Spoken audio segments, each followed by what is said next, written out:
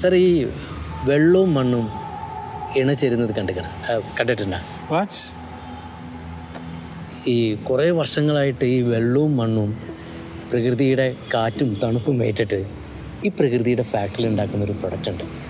അതാണ് എൻ്റെ പുതിയ പ്രൊജക്റ്റ്. സാഹിത്യം പറയാണ്ട് കാര്യം പറ. സാറേ, നമ്മൾ ഈ എ സിയും ഫാനൊക്കെ വരുന്നതിന് മുമ്പ് ഈ ചൂടും തണുപ്പൊക്കെ ക്രമീകരിക്കാൻ വേണ്ടിയിട്ട് നമ്മുടെ വീടുകളൊക്കെ എങ്ങനെയാണ് ഉണ്ടാക്കിയത്? ലാട്രേറ്റ് സ്റ്റോൺ ബ്രിക്സ് കൊണ്ടാണ്, നാടൻ വെട്ടുകല്ല്. നമ്മുടെ ബേക്കൽ കോട്ടയൊക്കെ ഇന്നും സ്ട്രോങ് ആയിട്ടിരിക്കുന്നത് അതിൻ്റെ ബലത്തിലാണ്. പക്ഷേ ഇതിൽ തൻ്റെ പ്രൊജക്റ്റ് എന്താണ്?